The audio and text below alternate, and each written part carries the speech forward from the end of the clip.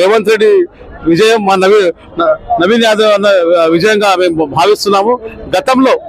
గతంలో మేము చెప్పాము ఇక్కడ కాంగ్రెస్ పార్టీ పూర్తి మెజార్టీతో గెలుస్తుందని చెప్పాము. ఇక్కడ మన కేటీఆర్ కళ్ళబొల్లి మాటలు చెప్పాడు, ఎన్నో అబద్ధాలు చెప్పేసి ప్రజల్ని అబద్ధాల వైపు తీసుకెళ్తూ ప్రజలకు మాయ మాటలు చెప్తూ మరి జూబ్లీస్ ప్రజలను తప్పుదోవ పట్టించే ప్రయత్నం చేస్తే మా రేవంత్ రెడ్డి గారు 6 గ్యారెంటీలు ఇక్కడ సక్సెస్ అయిందని మేము నమ్ముతున్నాం. 6 గ్యారెంటీలు ప్రజలు ఇక్కడైనా నమ్ముతారని మేము భావిస్తున్నాము. తప్పకుండా ఈ 6 గ్యారెంటీలు తప్పకుండా భవిష్యత్తులో అమలు చేస్తూ రాష్ట్రాన్ని ఆర్థికంగా మేము అభివృద్ధి చేస్తాం.